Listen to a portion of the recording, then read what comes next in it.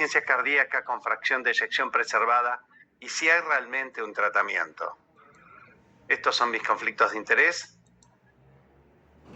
Acá vemos, bueno, que el primer problema con que nos encontramos cuando hablamos de esta entidad tan contradictoria desde su nombre ya de por sí, que empieza por la negación de algo, la fracción de eyección está preservada, es dónde cortar la fracción de eyección, y vemos que a través de todos los estudios randomizados de insuficiencia cardíaca que se han realizado, se la ha cortado en distintos puntos.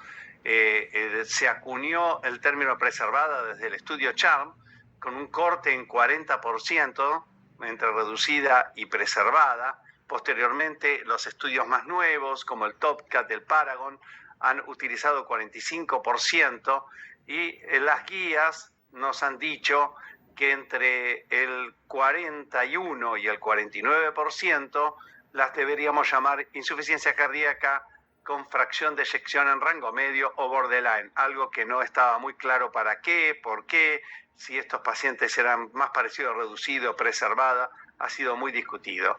Pero este es el primer problema con que nos encontramos, ¿dónde cortar? El segundo problema es que es un problema frecuente y cada vez más frecuente, como vemos acá, entre el año 2005 y 2014, el crecimiento, en especial en las mujeres, ha sido muy importante y parece que esto va a seguir en esta tónica. Esto es lo que pasa en Argentina. A través de 30 años, casi 30 años, se han realizado registros que son unos 20 registros contra unos más de 20.000 pacientes, y vemos en la línea azul fracción de eyección preservada como ha ido aumentando hasta empatarse con las de fracción de eyección reducida, en especial en los pacientes hospitalizados. Los registros ambulatorios muestran más presencia de fracción de eyección reducida. El otro gran problema es la alta mortalidad, y tiene una mortalidad muy parecida a la de fracción de eyección reducida. Esto se da tanto en los registros como estudios randomizados que se han hecho con distintas drogas, y las hospitalizaciones frecuentes que encarecen muchísimo el tratamiento de estos pacientes. Es tan elevado como en la fracción de eyección reducida, y por ahí un poco más cuando se cuentan no las internaciones por insuficiencia cardíaca, sino en el mundo real las internaciones por otras patologías y comorbilidades que tienen estos pacientes. Otro problema, la alteración de la calidad de vida. Alteran tanto o más la calidad de vida que en fracción de eyección reducida, como podemos ver, y temporalmente, cuando a lo largo de un año ha ido empeorando la calidad de vida, estos pacientes que empeoraron el puntaje del cuestionario de Kansas tienen una mucho peor evolución con mayores eventos de muerte y rehospitalización. Pero el gran problema, el mayor problema de todo esto, es que hemos fracasado con todos los tratamientos. Apenas si hemos logrado discretos mejorías en puntos finales blandos, como es la capacidad física o la calidad de vida, con el ejercicio y la dieta, y tal vez una reducción de internaciones con el CardioMEMS en el estudio Champions. Pero todas las drogas que han triunfado en la insuficiencia cardíaca con fracción de eyección reducida han fracasado en los pacientes con fracción de eyección preservada. Así es como vemos que estos estudios muestran un empate, o sea, un resultado neutro, tanto con candesartán, irbesartán, como con perindopril y también con espironolactona, si bien tenemos que recordar que en este estudio de espironolactona, en los pacientes de Rusia y Georgia eran de muy poco riesgo y no mostraron ninguna diferencia, pero si nosotros tomamos lo que se tomó en las Américas, esto es Estados Unidos, Canadá, Brasil y Argentina, el resultado hubiera sido realmente positivo para la espironolactona. Probablemente aquí se incorporaron realmente pacientes con insuficiencia cardíaca y otros pacientes, habría muchos pacientes con disnea de causa no cardíaca. Entonces la espironolactona no iba a resultar. Y el Paragon, bueno, estábamos muy ansiosos hasta que salió este estudio, que tampoco dio un resultado positivo, por muy poquito, no pudo reducir el punto final primario de hospitalizaciones recurrentes y muerte cardiovascular. Los betabloqueantes pasa lo mismo. Este es un gran metaanálisis de todos los estudios randomizados de betabloqueantes, y aún en ritmo sinusal, donde los betabloqueantes reducen la mortalidad y la y las hospitalizaciones no logran esto cuando la fracción de eyección es mayor del 50%. Entonces podríamos preguntarnos, ¿todas estas drogas son bloqueantes neurohormonales o moduladores neurohormonales? ¿Existe activación neurohormonal en la insuficiencia cardíaca con fracción de eyección preservada? Y sí, de alguna manera existe, tanto en el rango medio como en la preservada existen. Se han medido todas estas neurohormonas y están aumentadas, pero no tanto como en la fracción de eyección reducida. A medida que aumenta la fracción de eyección, hay menos neurohormonas en sangre. Y cuando están las neurohormonas, la cantidad de neurohormonas predice cuál va a ser el resultado respecto de la mortalidad. ¿Qué pasa, sin embargo? A pesar de haber fracasado todo esto, los pacientes en los estudios randomizados hasta el Emperor Preserve, vemos que están tratados con estas drogas. Decimos que han fracasado, pero por una u otra razón, por diabetes, por hipertensión, porque son pacientes isquémicos.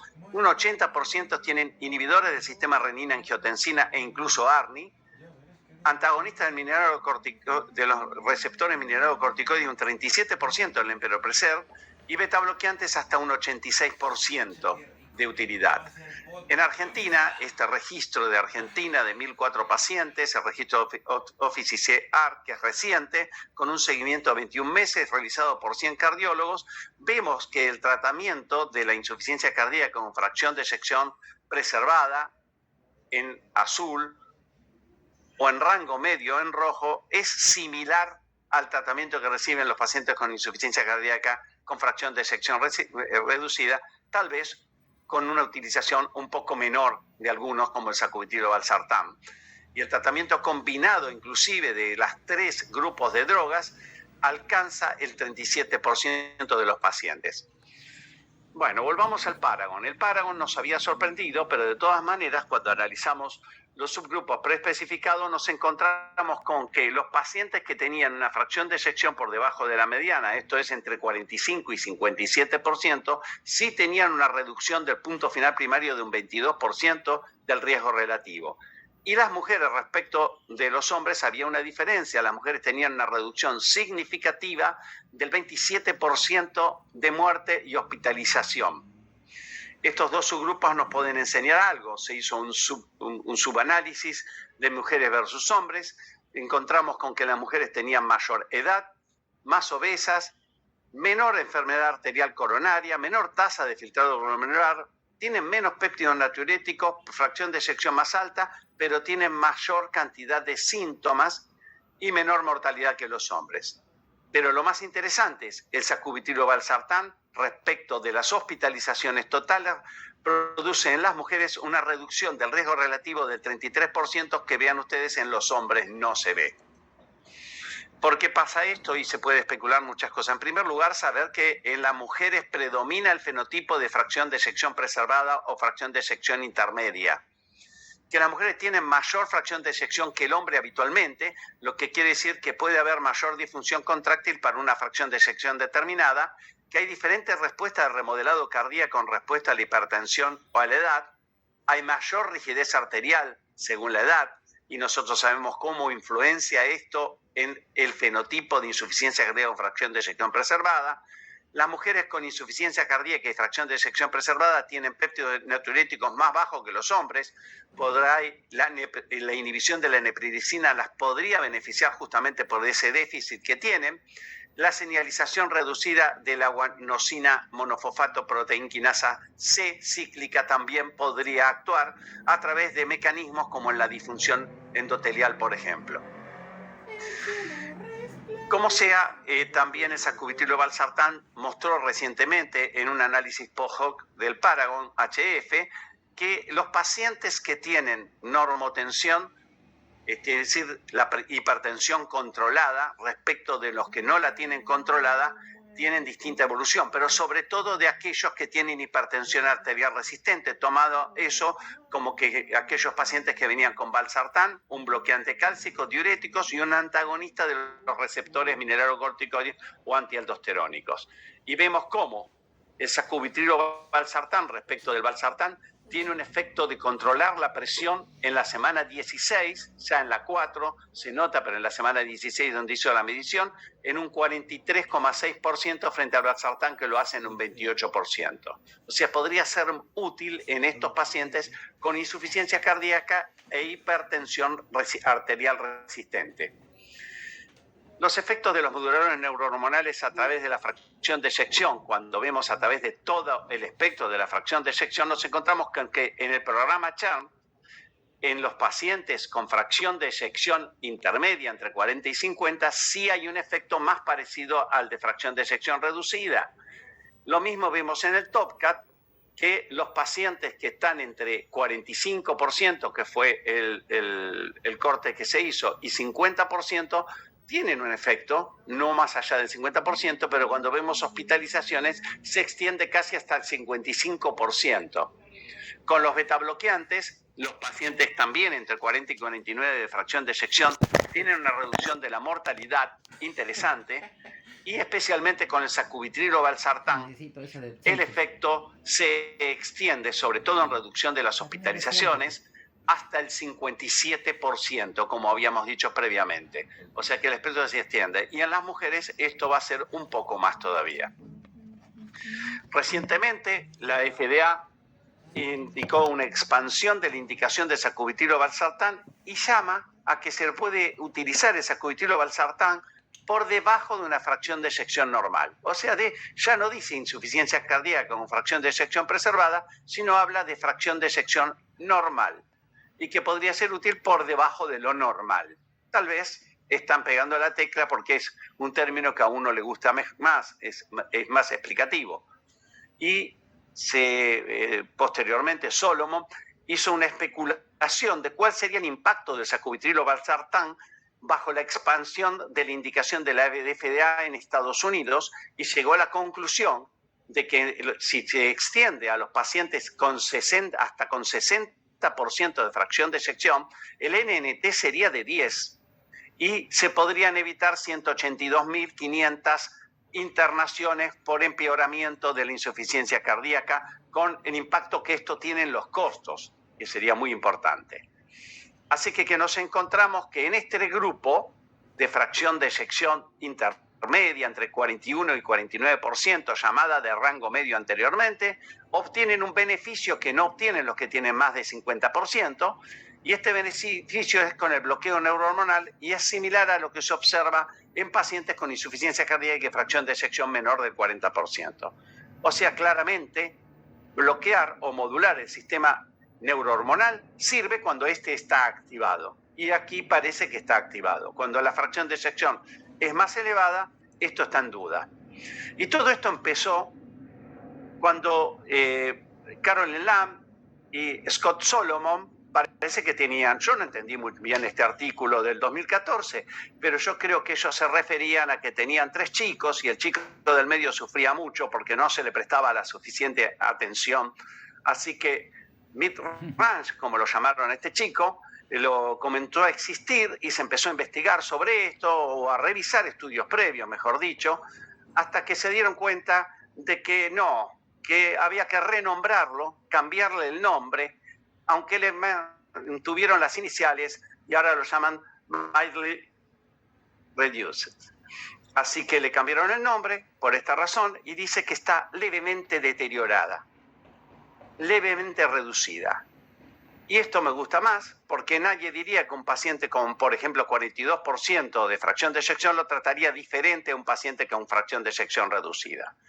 Y de esta manera los cortes se han ido ampliando y también podríamos pensar que la fracción de eyección normal, como se la empieza a llamar, es en las mujeres hasta 60 y en los hombres hasta 55, así que tenemos muchos cortes donde podemos ir utilizando. Como sea, las nuevas guías europeas nos hablan de fracción de eyección levemente reducida y las indicaciones que dan son la utilización de todos los bloqueantes neurohormonales.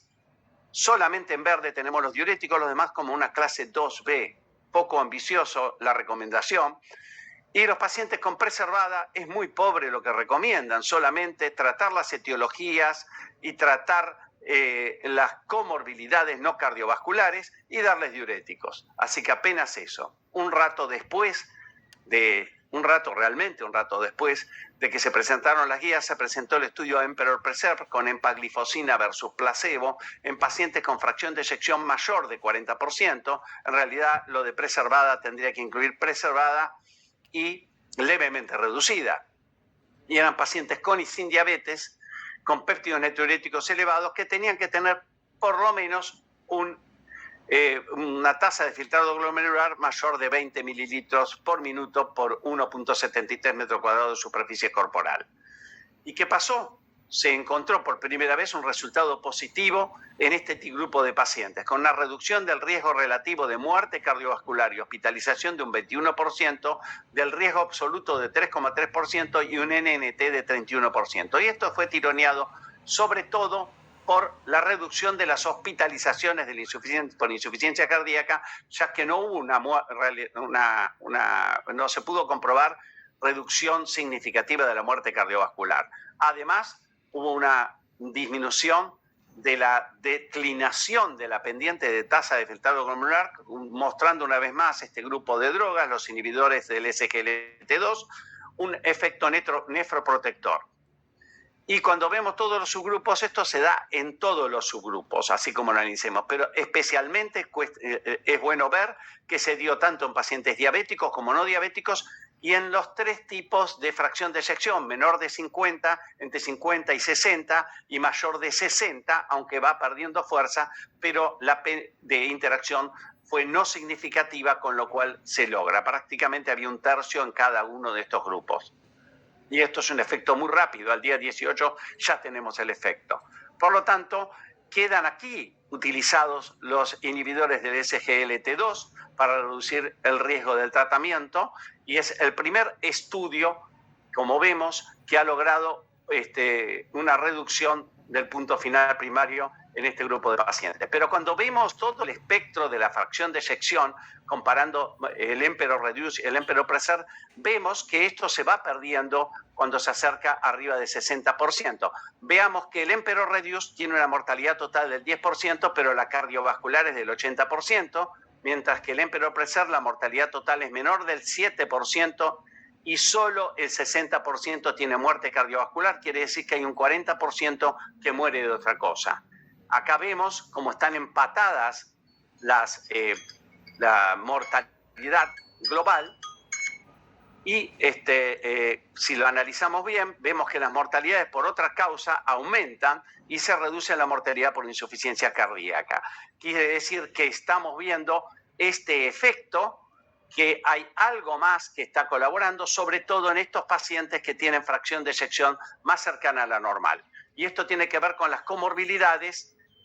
Tenemos que recordar la fisiopatología, las comorbilidades, sobre todo la obesidad, la diabetes, la hipertensión, producen estrés metabólico e inflamación que por una serie de mecanismos llevan a la insuficiencia cardíaca con fracción de eyección preservada. Es así que nos deberíamos dedicar a ver los fenotipos en este tipo de pacientes y vemos que en el estudio TOPCAT se vieron tres tipos de fenotipos: un fenotipo 1 con síntomas leves, tal vez EPOC, péptido natriurético bajo, probablemente no tenían insuficiencia cardíaca y la espironolactona no tuvo ningún efecto. Un fenotipo 2 en mujeres ancianas con fibrilación auricular, péptidos natriuréticos altos y remodelado concéntrico, y que tampoco la espironolactona logró, a pesar de que sí tenía insuficiencia cardíaca, no logró efecto. Y el tercer fenotipo, obesos, diabéticos con disfunción renal, con severa hipertrofia y marcadores de inflamación, y aquí sí, en este fenotipo, la espironolactona tuvo un efecto positivo. Después se encontraron 5 fenotipos más, podríamos analizarlo, es engorroso, esto es más reciente, pero lo importante es individualizar al paciente y de acuerdo a eso indicar las terapias de acuerdo al fenotipo, sobre todo en los que tienen fracción de eyección normal. Recordar que hay un grupo de estos pacientes que pueden tener alteraciones específicas como miocardiopatía hipertrófica o como en este caso amiloidosis por transtibretina, que tienen tratamientos específicos como acilisquemia. Así que siempre buscar la etiología. Y lo que se viene son el estudio de liver con dapaglifosina, muy similar al Emperor Preserve, el FINEARS con finerenona y una descarga de la aurícula izquierda a través de un dispositivo que podría ayudar a aliviar los síntomas, y se están haciendo actualmente. Entonces, ¿hay realmente un tratamiento? Bueno, como conclusión podríamos decir que la insuficiencia cardíaca con fracción de eyección preservada es una entidad frecuente, grave, heterogénea, mal definida, con gran morbimortalidad y afectación de la calidad de vida, que cuando está la fracción de eyección levemente reducida entre el 41 y 49% se comporta en forma similar como la de fracción de eyección reducida y puede beneficiarse con tratamientos tendientes a la modulación de la activación neurohormonal, que los ARNES muestran beneficios en pacientes con insuficiencia cardíaca y fracción de eyección por debajo de lo normal, especialmente en mujeres con reiteradas hospitalizaciones o con hipertensión arterial resistente. Y los inhibidores del SGLT2 o glifosina ofrecen una alternativa superadora en todo el espectro de la fracción de eyección, aunque deja dudas de su eficacia con fracciones de eyección por arriba del 70%. Cuando la fracción de eyección es normal, el envejecimiento, las comorbilidades y la inflamación sistémica juegan un rol fundamental y condicionan el tratamiento, el que debe ser personalizado según el fenotipo.